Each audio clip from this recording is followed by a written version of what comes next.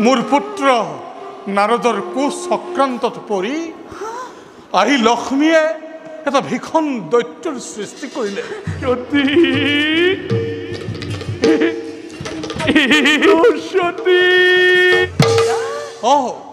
সিহঁতে সমগ্ৰ পৃথিৱী তল ওপৰ কৰি ঘূৰি ফুৰিছে আৰু সেই লক্ষ্মীয়ে তোক সেই দৈত্যলৈ বিয়া দিম বুলি প্ৰতিজ্ঞা কৰিছে। পুত্ৰ আৰু এটা বৰৰ মোক প্ৰয়োজন হৈছে। প্ৰকাশ কৰ। দৈত্য বংশৰ বৃদ্ধিৰ বাবে মোক এজনী বিবাহ উপযোগী সুন্দৰী নাৰীৰ প্ৰয়োজন হৈছে। বিশ্ব ব্ৰহ্মাণ্ডৰ ভিতৰত পুত্ৰ এই বিশ্ব ব্ৰহ্মাণ্ডৰ ভিতৰত হৌৱা পুত্ৰ হৌৱা ব্ৰহ্মাৰ কন্যা সৰস্বতী। সৰস্বতী পুত্ৰ ব্ৰহ্মাৰ কন্যা সৰস্বতীৰ সমান জ্ঞানী মানি সুন্দৰী কন্যা এই পৃথিৱীত অন্য কোনো নাৰী নাই। মাতৃৰ আজ্ঞাতই নকৰিবি উলংঘন। বলে কিম্বা কৌশলেৰে সৰস্বতীক তই বিবাহ পাশত আবদ্ধ কৰিয়া। গতিকে আই তই আৰু ইয়াত বেছি সময় নাথাকিবি। বল আই বল, সেই দৈত্যই তোক বিচাৰি ঘূৰি ফুৰিছে। পিতা আই মোৰ প্ৰতি আজি লক্ষ্মীৰ কিয় হিংসাৰ ভাৱ উদয় হ'ল? মইতো লক্ষ্মীৰ ওচৰত কোনো দোষ কৰা নাই। আৰু পিতা লক্ষ্মীৰ এনে ঘৃণনীয় কাৰ্যত স্বয়ং বিষ্ণুৱে বাৰু কিবা দৰে কৰিলে সমৰ্থন। প্ৰভু বিষ্ণুৱে এই বিষয়ে একো গমকেই নাপায়। আই পিতা তেওঁ একো গমকেই নাপায়। আমি তিনিওজনে মহাপ্ৰলয়ৰ বিষয়ে গুপুতে আলোচনা কৰি থাকোঁতেই নাৰদৰ কুচক্ৰান্ততে পৰি আই লক্ষ্মীয়ে এনে কাৰ্য সংঘটিত কৰিলে। কৰবাত লগ পাইছিল নেকি? নাৰায়ণে তুমি সঁচাকৈ একো গমেই পোৱা নাই? নাৰায়ণে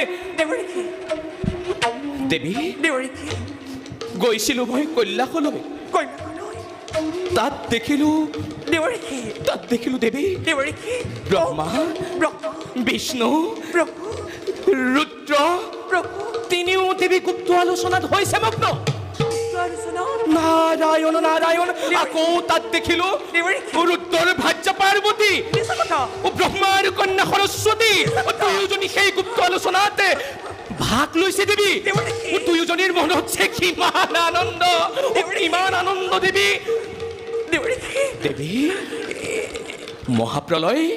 মহাপ্ৰলয় হোৱাৰ প্ৰাক মুহূৰ্ততে যিমানবোৰ পৃথিৱীত বয় বস্তু বেদ শাস্ত্ৰ আছে সকলোবোৰ ৰক্ষা কৰাৰে দায়িত্ব দিছে দেৱী।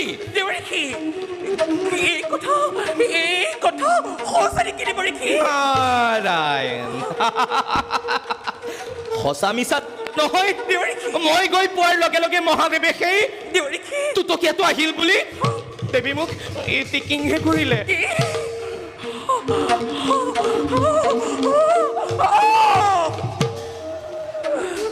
পৃথিৱীত মহাপ্ৰলয়ৰ সৃষ্টি হ'ব। এই পৃথিৱী আজি ধ্বংস হ'ব। তাৰ আলোচনা আজি চলিছে গোপনে তোমাৰ অবিহনে। অথচ মই গমকেই পোৱা নাই। নাৰায়ণ মই নিজেই আচৰিত দেৱী। সেই গুপ্ত আলোচনাত যদি শিৱৰ ভাৰ্যা পাৰ্বতী থাকিব পাৰে, সেই গুপ্ত আলোচনাত যদি ব্ৰহ্মাৰ কন্যা সৰস্বতীও থাকিব পাৰে, তেন্তে মই কিয়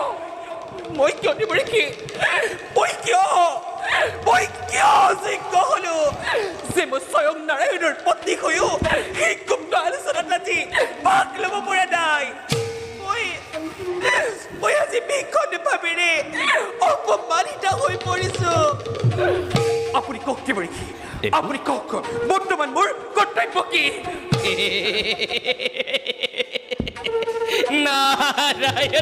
নাৰায়ণ তাতোতকৈ কি ডাঙৰ কথা জানা? মহাপ্ৰলয়ৰ সময়তে সংগ্ৰহ কৰিবলৈ দিয়া প্ৰতিটো বয় বস্তুৰ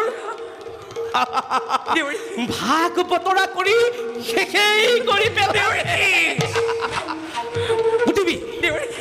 সৰস্বতীক দিছে সৰস্বতী কি দিছে দেৱৰীকে? সৰস্বতীক এই পৃথিৱীত যিমানবোৰ বেদ শাস্ত্ৰ আছে সকলোবোৰ ৰক্ষা কৰাৰ দায়িত্ব দিছে।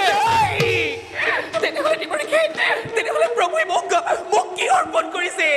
দেৱী, দেৱৰীকে, জীৱ জন্তু, এই পৃথিৱীত যিমান বিলাক জীৱ জন্তু আছে এই কিন্তু সকলোবোৰ ৰক্ষা কৰাৰ দায়িত্ব কেৱল প্ৰভুৱে মোকে অৰ্পণ কৰিছে, নহয় জানো দেৱৰীকে? মই জানো প্ৰভু বিষ্ণুৱে মোক কেতিয়াও নিৰাশ নকৰে, নহয় জানো দেৱৰীকে? অৱশ্যেই দায়িত্ব দিছে দেৱী। কেৱল মোকে অৰ্পণ কৰিছে, নহয় জানো দেৱৰীকে? ৰুদ্ৰৰ ভাৰ্যা পাৰ্বতীক দিছে। দেৱী দুয়োজনীৰ মনত যে কি আনন্দ দেৱী, কি আনন্দ দেৱী, কি আনন্দ দেৱী। তুমিও যদি তাত থাকিলাহেঁতেন, দেৱী তুমিও যদি তাত থাকিলাহেঁতেন সেই আনন্দৰ ভাগ তুমিও ল'ব পাৰিলাহেঁতেন। দেৱৰীকে, আৰু মোক নুশুনাবা তুমি। তেনেবোৰ আজি গুপ্ত কাহিনী মোৰ পৰা কিয় প্ৰভু বিষ্ণুৱে এই কথা গোপনে ৰাখিছে? মই কেতিয়াও পত্নী নহওঁ, মোৰ কি সৃষ্টি ৰক্ষা কৰিব পৰা ক্ষমতা নাই দেৱৰীকে। দেৱৰীকে, এই নাৰী হাস্যময়ী, এই নাৰী লাস্যময়ী। কিন্তু দেৱৰীকে, প্ৰয়োজন সাপেক্ষে এই নাৰীয়ে সময় ধৰিব পাৰে। মুৰমী নেকি বিষ্ণুৰ সৃষ্টি ৰক্ষা কৰিব পাৰিব দেৱৰীকে? নাই দেৱৰীকে, মই প্ৰভু বিষ্ণুৰ ওপৰত ভিক্ষাৰীৰ প্ৰতিশোধ ল'ম। গতিকে তেওঁক তই দোষাৰোপ নকৰিবি। আই পিতা, মই কিন্তু লক্ষ্মীৰ এনে ঘৃণনীয় কাৰ্য সহ্য কৰি নাথাকিম। মই যদি তোমাৰ কন্যা সৰস্বতী হওঁ, তেন্তে চাবা পিতা, লক্ষ্মীয়ে যিপাত ব্ৰহ্মশাল মোৰ বুকুলৈ নিক্ষেপ কৰিছে তাক মই পুনৰ লক্ষ্মীৰ বুকুলৈ উভতাই পঠাম। নাই আই, তেতিয়া লক্ষ্মী বুজিব এই পৃথিৱীত সৰস্বতী শ্ৰেষ্ঠ নে লক্ষ্মী শ্ৰেষ্ঠ। শ্ৰেষ্ঠ অশ্ৰেষ্ঠ সেয়া নহয় পিতা। এতিয়া সেই মুহূৰ্তত এখন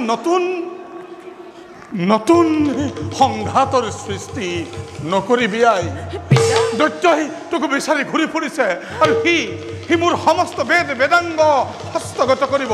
গতিকে ব'ল আই, আমি এই স্থান পৰিত্যাগ কৰিব লাগে।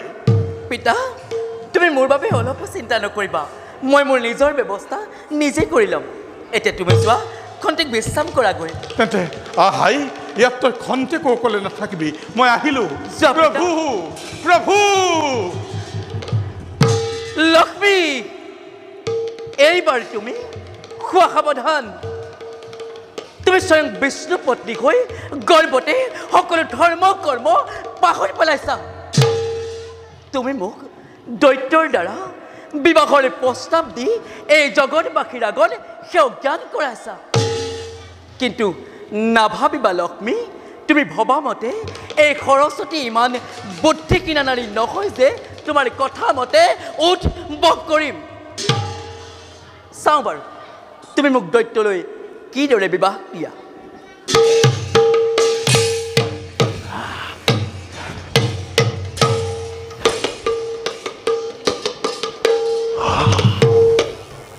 সরস্বতী,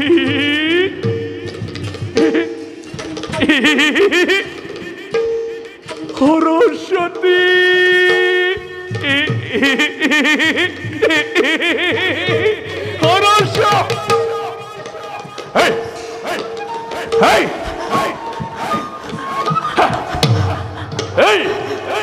কোন তুই কুচ্ছিত নারী, যখিনি না বর্তনে আতর হয় দৈত্যর সন্মুখতে কোনো মায়ে নচলিব। যা যা আতর দৈত্যপতি, মই যখিনি ভুতুনি একোৱেই নহয়। মই লক্ষ্মী আই ডাকি সৰস্বতী, মোক আপুনি গ্ৰহণ কৰক। মই সৰস্বতী, লক্ষ্মী আয়েতো কৈছিল বিশ্ব ব্ৰহ্মাণ্ডত তোৰ দৰে সুন্দৰী নাৰী কোনোৱেই নাই। দৈত্যপতি, তেনে ক্ষেত্ৰত তই সৰস্বতী এই আঁতৰ হ দৈত্যপতি আপোনাৰ মাতৃয়ে মিছা আশ্ৰয় লৈছে এই ভূমণ্ডলত সৰস্বতী বুলি কোনো কুচিত নাৰীয়ে নাই আৰু এটা কথা নহয় আপোনাৰ মুখমণ্ডল দেখিবলৈ একেবাৰে ঘোঁৰাৰ দৰে সেইকে আপোনাৰ মাতৃয়ে মোৰ দৰে কুচিত বিকলাংগ নাৰী অৰ্পণ কৰিব আৰু কথাতে কয় নহয় যেনে বৰ তেনে কইনা গতিকে আপুনি মোক গ্ৰহণ কৰিবই লাগিব প্ৰতাৰণা এইখন প্ৰতাৰণা কৰিলে মাতৃয়ে মূৰ্খবে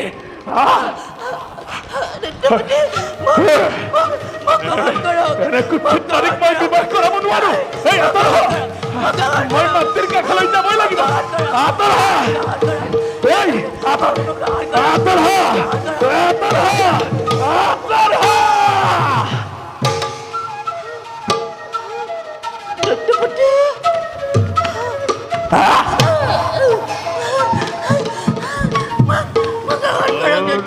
সত্যি বিবাহ কৰাব লাগে তাইক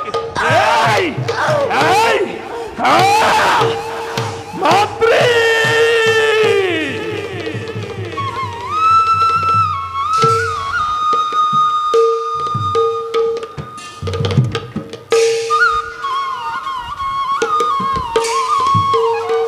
এতিয়া কেনে পাইছা লক্ষ্মী তুমি জীপাত ব্ৰহ্মখেল মোৰ বুকুলৈ নিক্ষেপ কৰিলা তাক মই চলে বলে কিম্বা কৌশল কৰি হ'লেও তোমাৰ বুকুলৈ উভতাই পঠালোঁ এতিয়াতো তুমি স্বীকাৰ কৰিবই লাগিব এই পৃথিৱীত সৰস্বতী শ্ৰেষ্ঠ নে লক্ষ্মী শ্ৰেষ্ঠ যাওঁ এই দৃশ্য মই ভাতৃ নাৰদৰ সহিতে উপভোগ কৰোঁগৈ